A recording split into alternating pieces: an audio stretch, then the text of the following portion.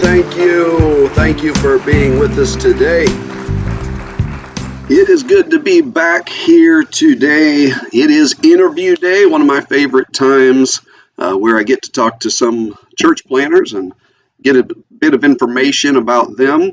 And if you're watching on our YouTube channel, be sure and like and subscribe so that you can be notified when videos are available. If you're on our Facebook page, make sure that you follow and then head over to our YouTube channel and like and subscribe to that as well, so that we can make sure that this content is available for those who don't have social media as well. Certainly appreciate that.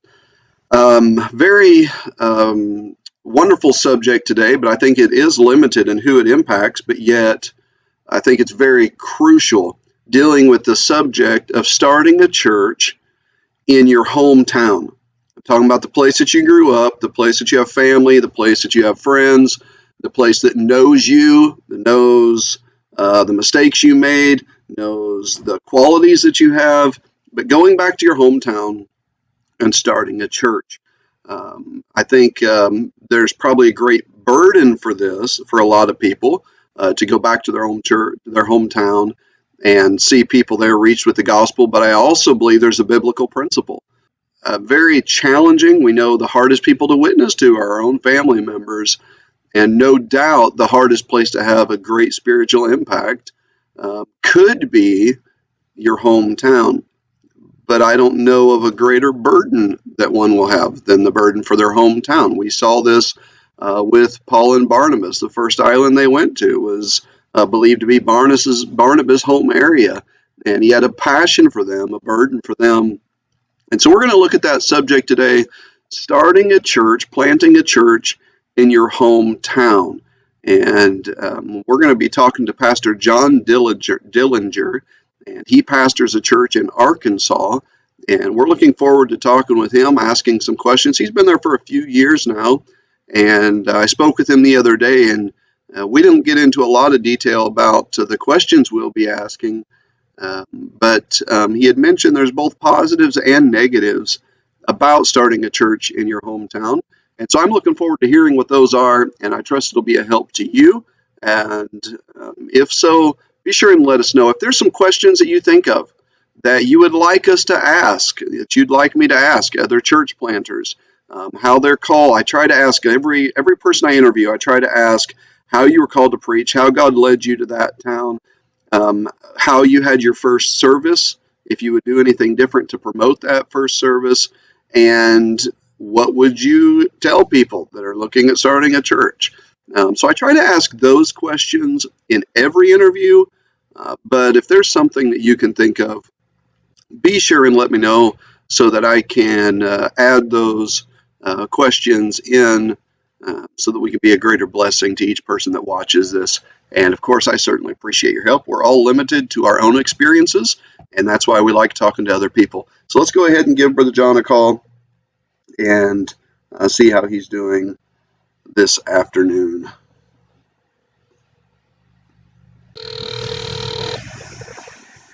Hello? Hey, Brother John, how are you, sir? Hey, Brother Tom, I'm doing great. How are you doing? I'm wonderful. Thank you for taking time to take the call today.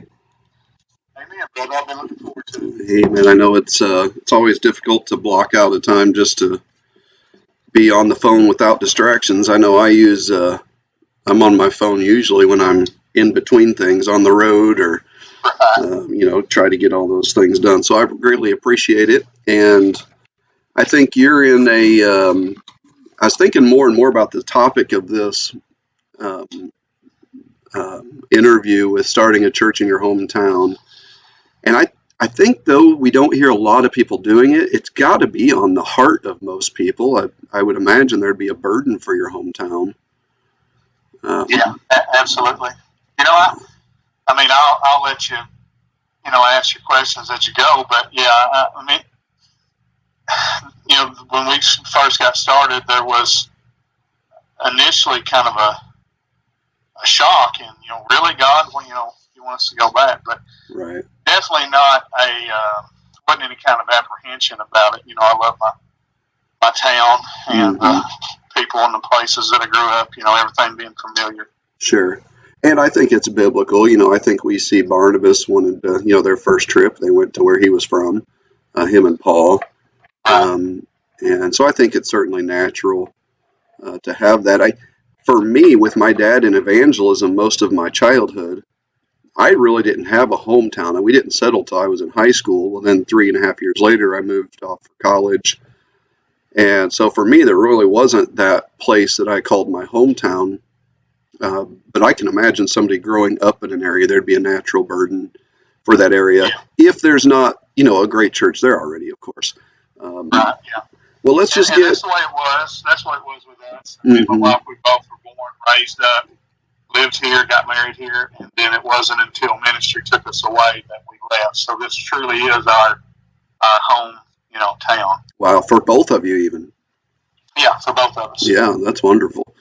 Well, I guess I'll just get right into the first question here, and I think you hinted at it, but have you been in your hometown all of your life, or did you move away for some time? Yeah, so we live here in our hometown, which is Truman, Arkansas, in the northeast corner of the flat delta lands of Arkansas, where the mosquitoes are as big as mockingbirds. And we lived here until we were both around, I'd say, 21 years old, and God moved us about 20 miles up the road. So we still didn't get out of the area until we'd been in the ministry for, I'd say, probably about 5 or 6 years. And then the Lord took us and put us over in West Tennessee. Okay. And we were able to go over there as associate pastor and song director and youth director and bus driver and floor mopper, and you know how that goes. The basic Baptist assistant. Right, and we was able to do that for 6 years, and so Okay. I spent the first 4 years as a greenhorn pastor who, Lord God, I think I should probably call every person I ever pastored at that first church and just apologize to them. Yes, I know the feeling. So you actually pastored those first 4 years. Is that where you were in that town 20 miles away? Yes, sir. Okay. I was at a little church up there, and like I said, my first church. And wow, that could be a whole other interview on its own. I'm telling you, I went straight to pastor, did it for 2 years, backed out, and was an assistant for about 5 years before I jumped into that again. And What was interesting about it was that when it seems like every time the Lord has called us somewhere else, it's never during the hard times. It's always been during the after the hard times were over and we were kind of back up on the good side. Our first little church out in the country when we went there was probably 40 people, and then about half of them left about 9 months in, because I was like I said, I was green and didn't handle everything right, but I wasn't also. There was things that wasn't being handled right, and I wasn't going to put up with it. Sure. And then after that, after they told me all the tithers was leaving, the church would be shut down. We spent about 3 more years there, and the church, when we left, the church was running over 100. We had kids everywhere, and it's kind of the same thing in Tennessee. The Lord always seems to move us when everything's going great. I hadn't figured that one out yet. Well, that's a blessing, though. It helps you to know it's the Lord and not just your own, flight in hard times. Right. Which is probably a little bit inside all of us. Oh yeah. There's been a lot of Mondays I've resigned. I hear you there. Tuesdays for me. So let's back up a little bit. I guess you said you're in Truman, Arkansas. What's the name of the church, and what year did you start? Okay, so we are Northeast Arkansas Baptist Church, and we started in 2011. Okay, in early November, first Sunday in November 2011. Wow, so you're coming up on 10 years here. Yeah, we're getting pretty close. I think this is going to be our 9-year anniversary this year. Yeah. And then next year will be our 10-year anniversary. Yeah, that's wonderful. Very exciting. So you moved up north 20 miles, or you moved out of town anyway, 20 miles for 4 years. Then you went over to Tennessee for 6. 10 years later, God started burdening you to start a church. So how did he call you? And this is one thing almost everybody I talk to says, ask people how they know they're supposed to start a church. Because, most people have a call to preach. That's first. And then they don't know, is it to pastor? Is it to start a church? So what's your story? How did God call you to start a church? And then how did he lead you to your hometown? Okay. It's a little bit of a story, so I'll make it brief, but I'll try to hit all the Yeah, take your main time. points. And most people who watch these are people who they're not just watching for entertainment, they're living it. Yeah. So as much time as you need to feel like you're helping them, I think that's fine. Amen. So it was early in the year in 2011, and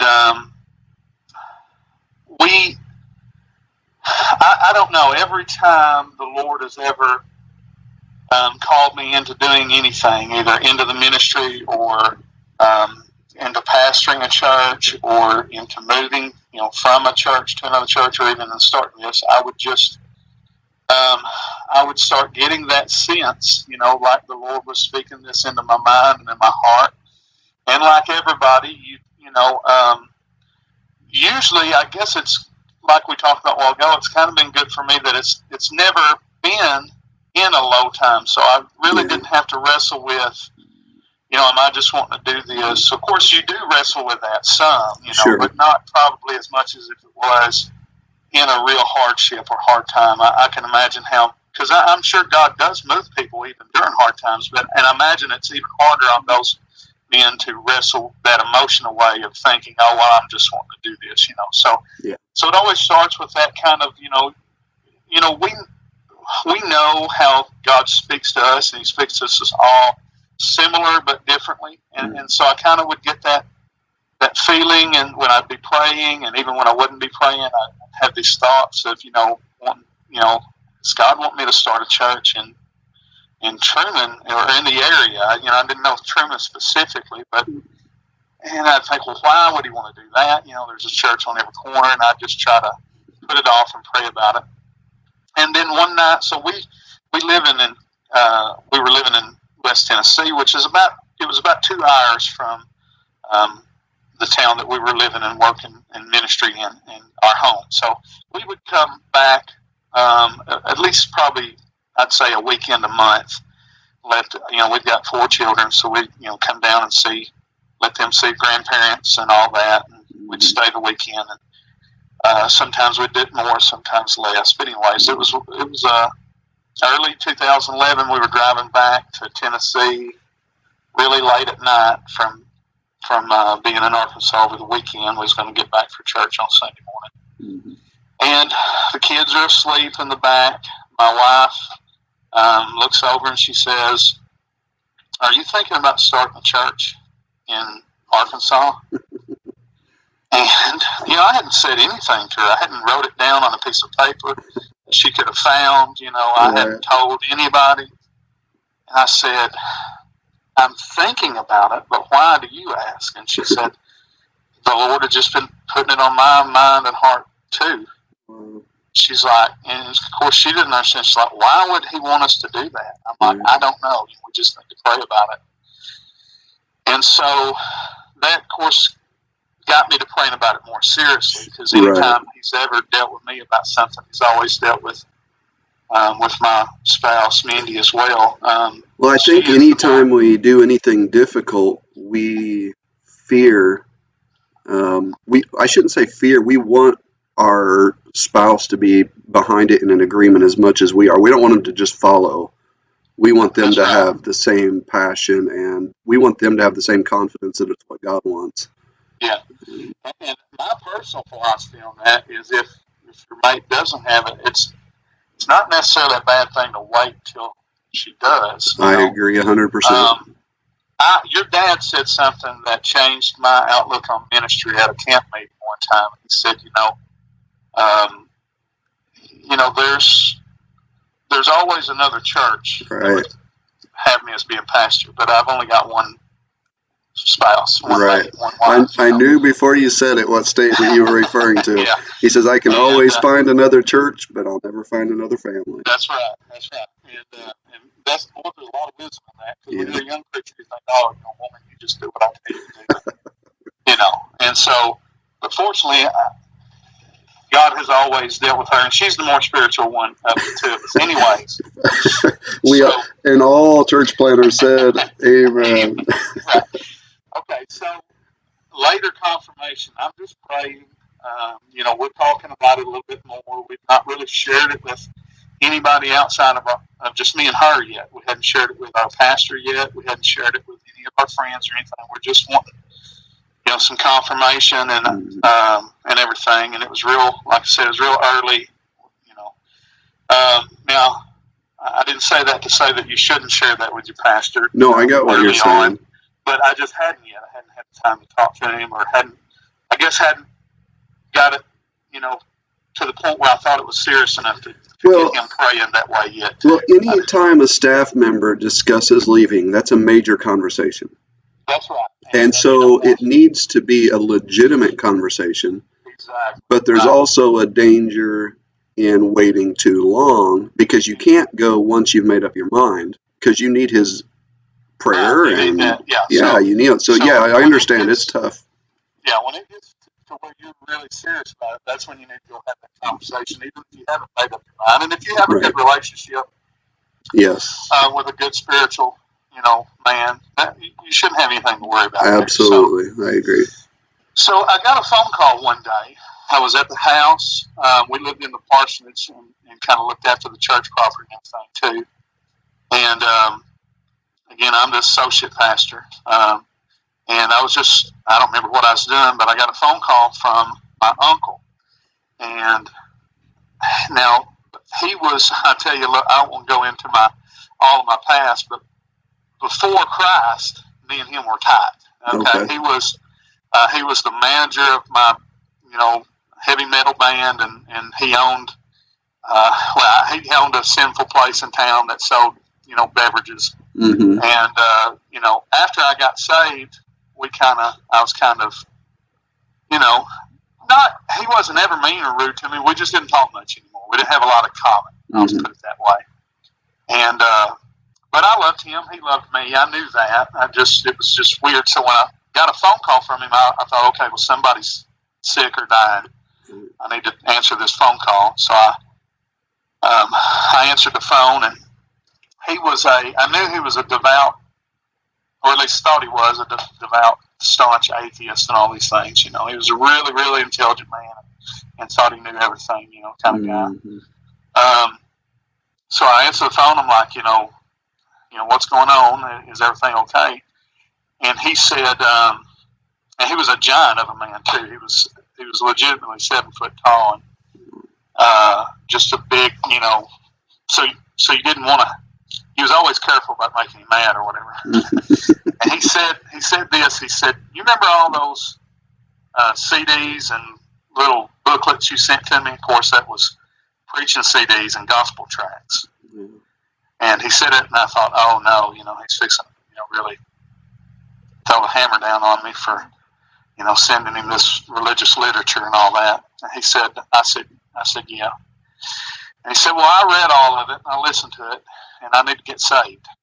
Of course, I'm like, my mind is blown. We had talked. I tried to talk to him about the Lord before and could never make ways with him. But I sent him CDs of me preaching, because I thought, since he was so invested in my music and everything, I thought maybe he loves me enough that he'll listen to it if he knows it's me. Right, sure. And that's exactly what he said. He said, "I listened to it because it was you." He said, "I believe and I want to be saved." Of course, he said it a little bit different way. He didn't know. He said, "I need you to come and save me," is what he said. Wow. So I said, "Uncle, I can't save you. Only the Lord can save you." Right. And so I said, "If you need to get saved, we need to do this right now. I may drive down there and die in a car wreck." And so he gets saved on the phone, and we're rejoicing. We're excited. And he makes a statement. He said, "Now, I've only got one problem." I said, "What's that?" He said, "My pastor lives in Tennessee, and I don't have a church to go to here in our town." Mm. And at that moment, God said, "That's why I want you to go to Truman." He spoke that in my heart. I didn't tell my uncle that yet. I said, "Well," I tell you what, you just pray about the situation, and I'll get back with you, and we'll discuss that." Right. And I hung up the phone. Of course, I'm crying, I'm shaking, I'm rejoicing, Yeah. and that was what God used to confirm to us that He was wanting us to go into the ministry. That's that amazing. So then immediately, after me and my wife discuss it, and we pray about it, then that's when we go have the conversation with Pastor, and the ball, gets rolling. Yeah. And so that was in early 2011, and you started in November of 2011. Right. So I mean, that really obviously your pastor was behind you and helped get things going, and it went pretty quickly. Yeah. So we were going to do the normal church plant. We was going to go on deputation. We was going to raise support, try to have the church plant, fully supported. And so, but we started, of course, letting our family and friends that live in town know immediately. As soon as we committed, and we knew our church was behind us, and they said, "Yes, we're going to support this as a mission and plant this. And y'all go out on deputation, do what you need to do. We'll support you throughout that process."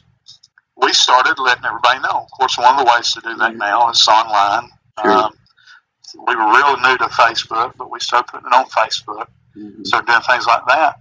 Well, every week I would get a phone call from somebody saying, "Hey, Brother John, when is y'all's church starting this Sunday? We want to be there." Well, no, our church is going to start in 3 years when we get off the deputation. Right. Well, after about the 20th phone call like that, and me knowing in my heart God's working on me the whole time, I knew we were not going to be on deputation for more than probably 6 months. Yeah. And like I said, after the 20th phone call and me just getting in the prayer closet, and God, of course, everybody's going to be different. So nobody's going to do it the way that we did it. Not exactly 100%. No two church planters ever plant a church two identical ways, But God just purposed in our heart to just step out on faith and just start, not to put these folks off, and that He would just take care of it. Yeah. And, we're coming up on 10 years, and He has, and He's been faithful. It's been a blessing. Amen. Absolutely. It's really difficult. Me and you, we started our church here in December of 2009. We chartered in April of 2011. So about the same time you were starting your journey. But we found it very difficult to ever, just the idea of getting ahead on the road with children is about impossible. And so we did the same thing. We moved here in August, and I got a part-time job, and we just said, let's just get there and get going. Yeah. And you already had a new convert, your uncle, and other people emailing you, so that's a blessing. Did you attend a church in that area as a child, one in that town, or what's the population of the town, I guess, if you, what's the church structure of the area? Okay, so it's a town of somewhere around 7,500 people. Depending on who you ask, our census, that's what our town sign says. We might be bigger than that now, I'm not sure. But, so it's a pretty small town. And, in Truman, there's probably, if I was to just guess, I'd say there's probably 25 or 30 churches in a 7,500, population town. There's probably at least 10 Baptist churches, and I say that I almost said there's no independent Baptist church. There's one independent Baptist church, but when we were planting the church, I didn't know it. I knew of the church, but I didn't know they were an independent, and it's a good little church too. But I wasn't aware of them, didn't know them, Sure. didn't know they were a King James Bible believing church. Mm-hmm. I was not raised in church. Okay. My wife was, and she was a member of what would become my home church, where I got saved and baptized and surrendered to preach and all that.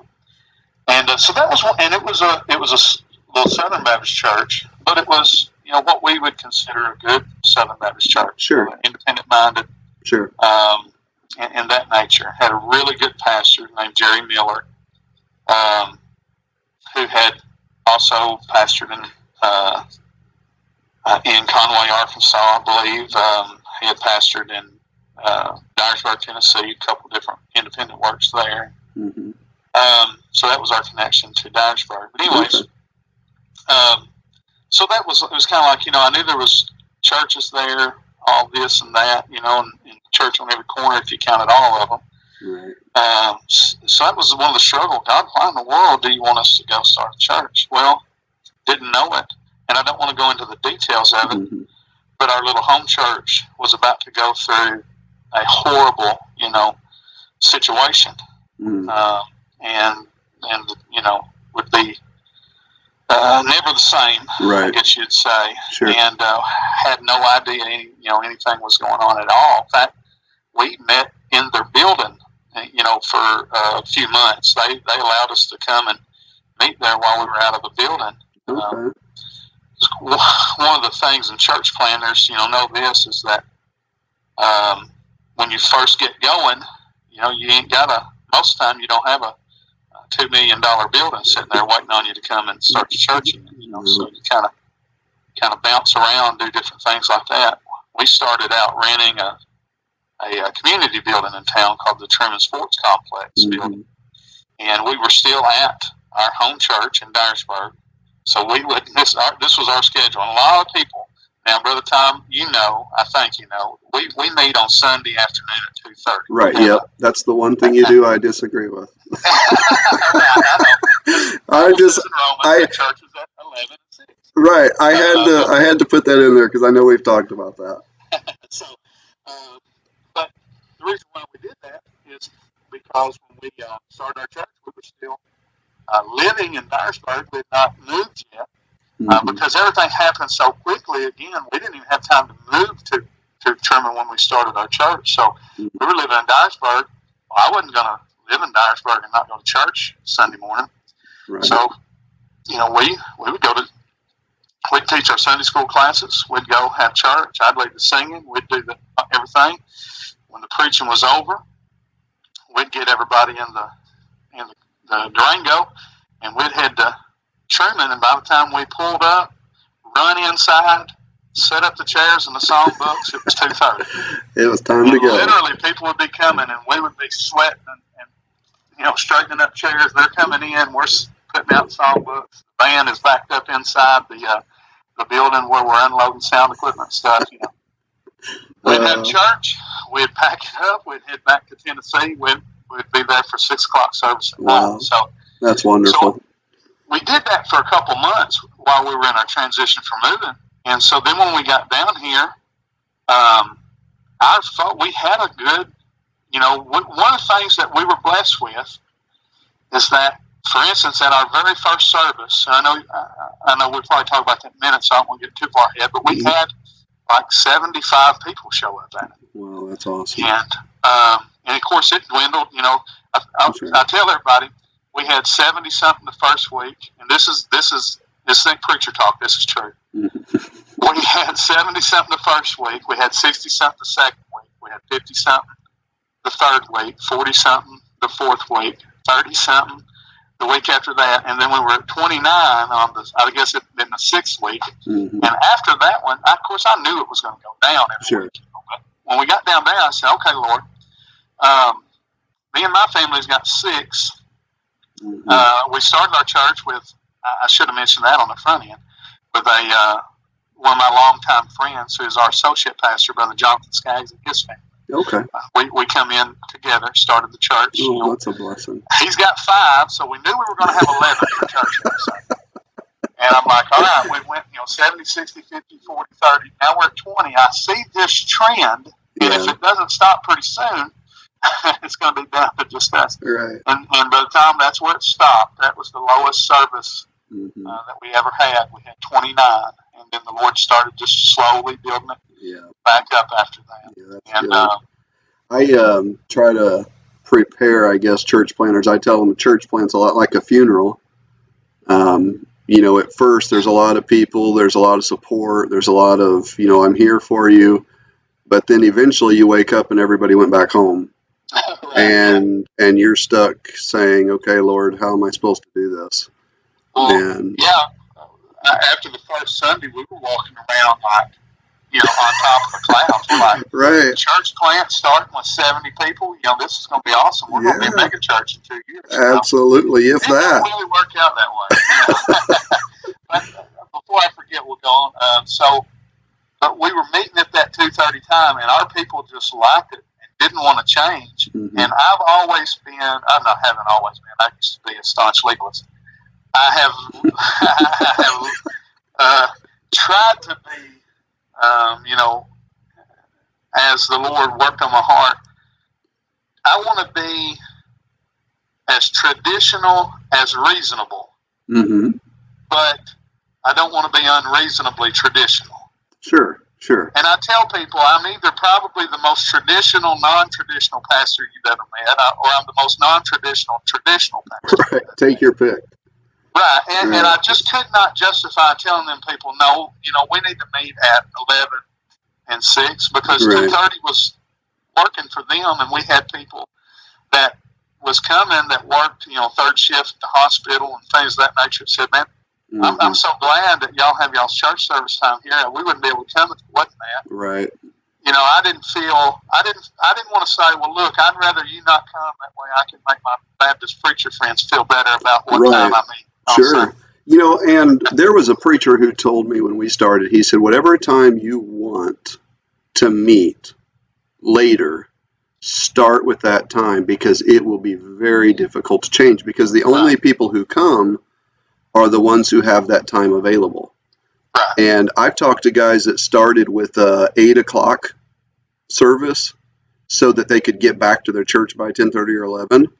And they're still having 8 o'clock because that's what schedule works for those people. And that's not saying one's right or wrong, but just maybe strengthening that truth that whatever time you start, there's a good chance it's going to be very difficult to change that because that obviously fits the schedule of the people coming. Yeah, that's one of the reasons why they're coming. Right. So I think that's very sound advice. Yeah, and for a new church planner, that would be something you'd want to take into consideration. I wouldn't go into it thinking, well, we'll meet at this time, and then 6 months later we'll change to this. No, I don't think it works. Yeah, probably that will not work out the way that you think it will. No, and there's nothing more than a church split 6 months into a church plant. Exactly. Yeah. I mean, it's not encouraging. It's not what you're going for. No, definitely not. So do you still have some family in that area, you and your wife? Yeah, we do.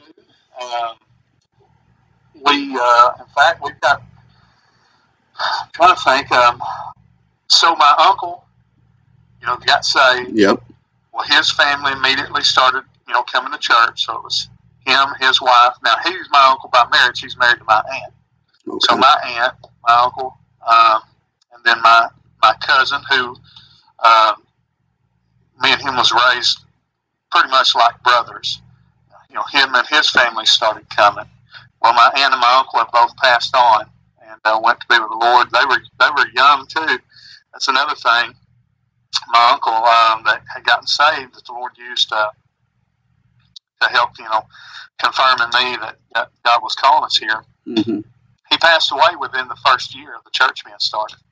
But I'm telling you, he was faithful, that first year. And I remember one time I used him in the illustration. I was preaching on facing your giants, and I used him as Goliath. Used one of the little church kids as David, and that, really tickled him. And so really I only have my cousin left out of my family that attend the church. But my mother-in-law, my father-in-law, my brother-in-law, and his family. Okay. Then we've got some aunts that are coming. So that's been a blessing. Yeah. Yeah, that's a great blessing.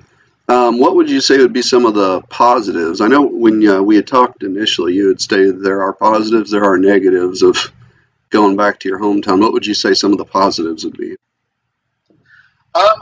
I guess just if you have that's kind of that question is kind of loaded. It's like, what's Yeah. the good thing about going, to where you were born and raised? Well, everybody knows me.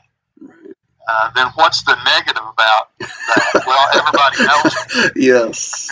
You know, Yes. and so the Lord said that a prophet's not without honor, save in his own country. Yeah. It can be, no doubt there are people in my hometown. And I think I've been there long enough now that we've overcome it. But no doubt coming in, they knew John Dillinger was I was trying to live up to my name for, during my teenage years. I wasn't robbing banks per se, but I was definitely, up to mischief and no good, and was not known as, good church going, young man. I was the kind of the rebel, one of the rebels in town. The town was, plenteous of them. And so that's a hard part. But on the other hand, if you're honest and you're, try to assimilate to your town, which it's easier for me because I'm from here. But every church planter needs to be involved in his community and have a good name and a good testimony in his community. I tell you, I tell every young preacher I tell them, do everything you can to have a good credit score. Do everything you can to have a good testimony financially in the community. Don't, and all that, because that really bears on your name and on people willing to trust you as a spiritual leader in a town. Absolutely. And so, but I really I feel like that it's been a blessing knowing so many folks and folks knowing, our families and stuff, that I feel like that's more of a blessing than it is a burden. Okay. Yeah, that's I think. Of course, it's the logistics. I know the streets. I know the areas. There's already a level of awareness and confidence. I mean, we moved here. It's the first time we'd ever. I mean, we've been here visiting, praying about where to start, but we didn't know which streets were the main streets. We didn't know where everybody got their groceries. We didn't know which mechanics were worth using and which ones weren't. And exactly. Dealing with the city. All of those things I put all of that high in the positive side. Yeah. Just the logistical. I would say probably when you really get down to it, when you're making that list, pros and cons, more of the pros are going to go into the physical side rather than the spiritual side. Okay. Because, but those are definitely things that help, for sure in church planning is getting a heads up on that physical side, because a lot of church planning, we want it to just be preaching, praying, singing, shouting, but there's also a lot of door knocking, building, leasing, things of that nature. And so being in my hometown, that has been a big blessing. Knowing, it's like, I know the mayor, I know the police chief, I know most of the officers, I know the building code guy, all of those things have been a positive. Yeah, and I was just thinking how much time it would have saved me to know the streets, just laying out maps of door knocking when we came.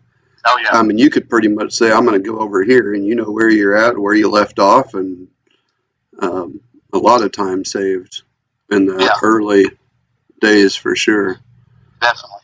Yeah, I like that. That thought that most of the positives are going to be physical things, the area geographically, just I can see that as being a great blessing. The people like you said, the positive is the police chief. The negative is the police chief knows you. There you go. I can tell you some stories. Oh, I'm sure. One question it seems like everybody wants me to ask, and I enjoy learning, is what did you do to promote your first Sunday? And would you do anything different if given the chance? Okay, so we, of course, I mentioned, we put it on Facebook. We did some canvassing. We had some some little trifold flyers printed up. Got some door hanging bags. Put a John and Romans. Put a couple of Chick tracts in there, and our little trifold color, flyer. Mm-hmm. And I would say you have to do everything within reason and within the budget that you have. But right. I would always say do the best that you can do. Don't do black and white if you can afford to do color right. and gloss. Right. Do it the best that you can. It's going to make a better impression. It does. People do notice that. Yeah. So we did that. We passed out a lot of things that way. But I think the two things, other than social media, of course, social media was in its more infant stages back then. It's not nothing like it is now. Right. But probably the two things that helped us the most was that we put an ad in the local newspapers. Mm-hmm. This is, had a picture of my family in it, and the local newspapers, they're wanting local stories to put in there. Yes. We just contacted them. Hey, we're starting a church in the area. Me and my wife's from here. We're moving back home. Would you help us out and write a story? They were glad to. Absolutely. And on that, I'm going to interrupt you just briefly. Yeah, go ahead. There are some who would probably say, well, the newspaper then was the equivalent of a Facebook ad today. And I would say there's partial truth to that, but our church, I got a call when when we had to be shut down because of the government with the coronavirus. I got a call from our local newspaper wanting to do an interview, and they did. They wrote up a whole article on how our church is responding to this. So there's still, I would not go straight to social media and ignore the local newspaper, because I think you're 100% right. They are looking for hometown stories. That's right. And that's what they really specialize in. And that's what, when people read them, that's what they're looking for. What's going on in our town? Right. Probably you could split that and go, okay, if you go in the newspaper, you're probably not going to reach many people under 50. Right. But if you go only social media, you're probably not going to reach many people over 50. Yeah. And, of course, when you do a Google search for something about your hometown, a lot of times it's going to pull up a digital article of that print story, Mm-hmm. And so when you do that in that local paper, it's going to go digital too. Absolutely. So you're kind of hitting two birds with one stone there. So Mm-hmm. that was a really big one of my closest friends, Brother Cody Penner. Him and his mom, they were at our very first church service because they read about it in the newspaper. Yeah, that's awesome. And we put, you drop little nuggets in there that will, I made sure I mentioned that we were starting an independent Baptist church. Mm-hmm. 95% of people read that will not pick up on that. But, right. But the ones looking for it will. Yeah, that's going to pique their interest. And, right. I mentioned that we're, King James Bible, and that was what mm-hmm. got Brother Cody's attention. He told his mom, hey, we've been looking for a church like this. Let's go check them out. Yep. And he's a pillar in our church to this day. It's a blessing. So I would say the newspaper, and then a second thing that we did that I think really made a good impact was our local town festival. Just happened to be about a month before, maybe not even a month. I think it was maybe 2 or 3 weeks before our first service time. So we rented a booth, rented a cotton candy machine, passed out free cotton candy to everybody that would come up and take a bag, and everybody that did, we stuck a track and that pretty much that same door hanging bag that we were putting on people's doors. We put that in their hand, and like I said, through all that, we had I think it was 76 is what I remember being on our first service. That's wonderful. And, I would say probably that goes in line with a positive of being from the area. You knew when there was a festival. You had been there before, probably. You didn't go uncertain. Is this a drinking event? Is this actually a festival? I mean, we have in our town barbecue and blues. Well, that all sounds, that actually doesn't sound too bad until you go, and it's actually just all about alcohol. It should be called barbecue and booze. Yeah, most definitely. And so, that you were halfway familiar with the area. You weren't, um, you didn't go in blind, and be able to get involved in that early. What a tremendous blessing. We started December 6th, and we pushed that day. Everything was great. Well, wasn't raised in a college town. Well, it turned out December 5th was the University of Iowa Hawkeyes homecoming game. Well, there's nobody really in the mood to go to church the next morning. So knowing the area definitely turns to be a positive. It seems anyway. I would say too, along that same lines, we're really, we don't want to be led by, we in our pride, we don't want to go, oh well, bless God, we're not going to not have our church because yesterday was homecoming. Right. They want to go to church. Right. You can take that approach if you want to, but I just don't find it wise. It's not beneficial. It's not beneficial at all.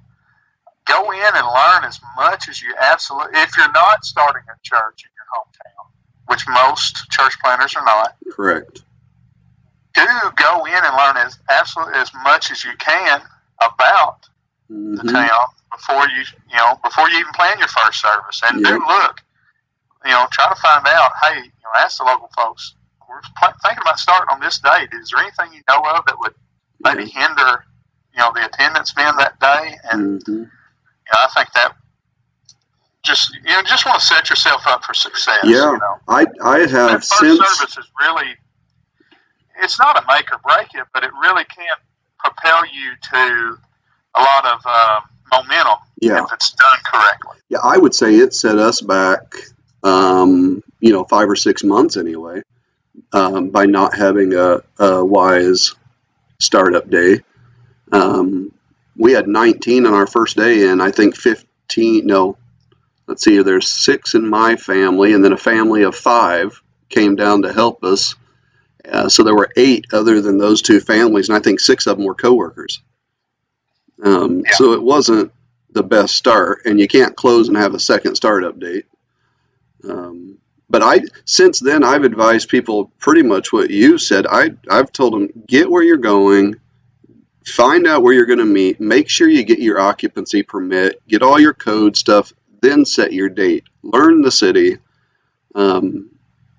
It's okay to tell churches we're moving this time, but we don't know our exact startup date yet. But there is a pressure to know all that information before you go. From your home church or sending church. Or I would say just if you're going to raise support, you feel like you need to know all of those things. When it's in reality, I think most pastors understand if you say we don't know yet. Yeah, I do too. Yeah. So you probably wouldn't, the second part of that, would you do anything different about your first day? I'm sure there's things we could have done more and better, but we were really, really happy with what the Lord was able to do there. Of course, of that 76 people, we knew there were several of our friends that was there just from other churches, that was just there to kind of cheer us on and show their support. So we knew that was not going to be our church moving forward. But there's nothing that leaps out to me that I felt like I glaringly overlooked. Right. Now next week I may think of something, but I don't think of today. Right. I'd say I think we started off pretty good, and other than not having financial support on a monthly basis, Right. But like I said, we didn't really, and I don't want anybody to take this the wrong way. That wasn't God's plan for us. Right. Right. I've always worked anyways. I was a machinist before I left to go to Tennessee. I come back an insurance agent, and I try to tell young preachers that ask me about full-time ministry too. I pray and hope that every minister can be a full-time, and what I mean by that is fully paid, because there's no such thing as a part-time preacher. If you're that, you're probably nothing more than a hireling anyways. Right. You're a full-time preacher with a part-time salary, if a salary at all. Right. We didn't even we didn't even of course we didn't have no way to have a salary, but we didn't take a salary for years at our church. Right. We just was going to go to work, Yep. and so I try to tell young preachers, listen, don't think that if you're not a full-time, time preacher, in quotes, that you're not in the will of God or you're not a success. I believe God wants some of you to go get a job and prove that you're willing to be accountable and work, and maybe He'll reward you. A church plant does not require a pastor you can find fully established churches that the pastor still has time to play golf. Right. And, exactly. There's not a great need. You're not going to go soul winning 20 hours a day for the first 8 months. It's just not reality. Right. And there is something to meeting people at your workplace, because I'm of the same mind. I tell people, go get a job. I don't care if you're fully supported. Go get a job. Look forward to getting off and hitting the streets. Look forward to inviting your coworkers, because you invite your coworkers because they get to know you. Your coworkers have family and friends. That's right. And you're establishing a really great testimony with a group of people that could, if you're not working, it could take you a long time to actually establish a testimony in a town because people don't know you yet. Well, especially if you're like most church planners and you're in a town that you didn't grow up in. Right, right. I would think that would be even more so of a benefit to being able to socially network, having a job, being able to, interact with coworkers and the public, whatever it is. Yep, I agree. And what better way to know what's going on in the town than to work side by side with them for 8 hours a day for a couple weeks? Right. I mean, you'll know what's going on, and that's for sure. So, do you run into many acquaintances from the old stomping days and your lost days that maybe you've run into in town, or even have come to you?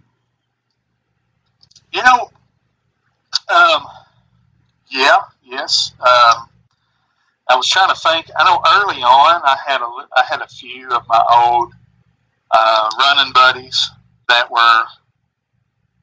knew I was in the ministry and everything, and didn't think much of it, and that didn't have much positive things to say about it. But I would say the overwhelming majority of the folks that still live here that I knew in high school and everything, they're friendly, and they're, like I said, a few of them even come to church with us. I've got some old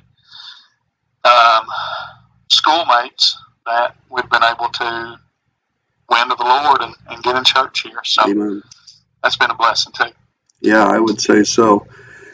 So if you talk to somebody who is considering starting a church in their hometown, what would be something you would tell them to consider? What would be advice? And, I'm not real big on here's how to start a church, because I think, it's like you said early, no two are alike. But if somebody calls you and says, I'm thinking about going to my hometown, my situation's similar, what is something that you would recommend for them, even if it's something you learned the hard way or something that caught you off guard, or just practical information that would be a help? My advice is more on the physical side, and it is those people know you, and they, some of them are going to know you from when you were young, and some of them may hold that against you. Don't worry about that necessarily, as much as just try your best to win them from this day forward. Again, you do that by being honest, by being hardworking, by having a good attitude at Walmart, by not honking at people at the red light, all of those, things like that. People see that. They know they're going to know you. They're going to be put off by that, having a bad attitude in your hometown. And I'm saying that because I have to watch that myself. I'm not overly just gleeful, joyful person all the time. I've got a lot of irons in the fire, and sometimes I just have to make myself raise my eyebrows up, and look like I'm smiling. Sure. Because that people do take notice of that. Because I take notice of it when I see other preachers in town that I know that's got a sour look on their face, and they're honking at people. I try to tell every preacher. And I got this by. This come to me by because it happened to me by experience. I try to tell preachers, listen, I understand not everybody's had good success with their finances and with credit and all that. But one of the things that happened when we went to borrow money from the bank that we borrowed money to buy our church building was, of course, I was on the church note along with a couple other men from the church. And the loan officer made a point to come to me and say, "Look, John, I just want to commend you on how good your credit is." He said, "I can't tell you of the preachers that come through here whose credit is horrible." Wow. And he said, honestly, don't you think that would be a bad testimony? And I thought, I've never thought about it before, but I guarantee you I'll remember it for the rest of my life. Yeah. I see that, Absolutely. You don't walk around with that, on your T-shirt, but when you go to need to borrow money for things like that, that's going to, I tell everybody your credit and everything, that's kind of like your financial testimony. Yeah. It's something we ought to take care of and be honest in, and pay off your debts and try to be good about that. So just those type of things. I'm sorry I went on about that, but no, I think it's important. I think trying to make sure the spiritual stuff, I can't make you spiritual. I can't really give you advice on how to be spiritual. You're either going to be or you're not going to be. That's between you and God. But all the other stuff I can kind of help you and give you advice on. And to me, I think that those little things there are things that most people don't think of. Right. That I think really would go a long ways if more preachers would start thinking of it. I think we would leave a better taste in our community's mouth if we were more honest and upfront and handled that side of our business better. Yeah, I agree. And long term, if you need to go to the bank to buy a building and they know the pastor behind that church has a good financial testimony, you've just increased the likelihood of that bank wanting to work with you significantly. Right. Yeah, that's wonderful. Man, I really appreciate you taking time to do this. This has been of most help and most insightful for me. And one thing I'm learning with each interview is God's story for each person is so different, but his plan is the same, to reach these cities and these areas with the gospel. And I sure appreciate your faithfulness. And even if you are meeting at 2:30 Sunday afternoon, I think I actually today looked up a church in Maryland, and I went to their website, and it said Sunday morning worship 4 p.m. Amen. I thought, man, at least take the word morning off. Just say Sunday worship. I just say, all you church planners out there, don't let Brother Tom's legalism bother you. If you feel led to start at 5 o'clock or 4 o'clock or 3:30 or whatever, just do what the Lord directs you, and let Brother Tom just I like to do it. There's just enough honoriness in me, Brother Tom. I think you probably know this just from what we've known each other over the years, that I enjoy telling Baptist preachers what time we we meet. Just Oh, I because know you do. I know it irks them so much. Yeah. And I think if all my people wanted to go to 11 and 1, I might fight them just over that. You're like, you don't know how fun it is to tell these preachers. Oh, that's wonderful. No, I appreciate it. I've really enjoyed this, and I can see not that I had anything to share worthwhile, but I can really see how this would have been so beneficial to be able to go and listen back when we were starting to, 10 or 15 different stories about how, things good and bad. And what a blessing. I'm really going to pray for this ministry and try to help you well, I appreciate get the word out about it. I appreciate that. I know that was one of the things that we've talked about is if there was just one place we could go, not reading one person's book on how to start a church because they're all so different, but let me hear different people's stories and let God use that to give me peace about what he wants for me specifically. And so I appreciate that. And we'll be in contact, and I certainly appreciate the time. And I'm sure it'll be a great blessing to many down the road. Thank you, Brother Tom. All right. Appreciate you so much. Yes, sir. Take care, brother. God bless. Bye. What a blessing. Appreciate that, Brother John, and the challenges and the benefits of starting a church in your hometown. And what a great story. Was lost most of his life, got saved. The church he was a part of went through struggles, changed, and God called him back to that area to start a church, and the Lord's blessed him. And he certainly gives God all the honor and the glory for that. And we do the same as well. And so if you're praying about that, starting a church in your hometown, take it seriously, because you may find the things that you're fearful of end up being the things that God uses to solidify in your own mind that you're supposed to be there. Let me give the example. Brother John's uncle. No doubt one of the fears he would have had about going back to that town would have been his uncle, whom he'd run around with, who was a big guy, very influential, and somebody he loved and cared about. And to have him disagree with him on starting a church would have been very difficult to overcome. But God used reaching him as a way to confirm in Brother John's heart that this is where he needed to go and where he needed to be. So don't let the fears, don't let the uncertainties keep you away. Follow God, be where he wants you to be, and you may find that the Lord can remove some of those obstacles in a better way than you and I ever could. What a joy to know that his uncle's in heaven now. Sad to hear he passed away, but what a joy to know he got saved before he went home to glory. And so, Brother John, we rejoice with you. Thank you for taking the time to be with us today. And to the viewer, thank you for taking the time. Thank you for caring enough about what God wants you to do to take time to watch these videos as you seek God's direction in your life. If there's ever anything we could do for you, any questions you have, we don't know all the answers, but we can, through our experiences, offer maybe just a little bit of insight that will help the Lord to direct you. We'd be glad to help any way that we can. God bless.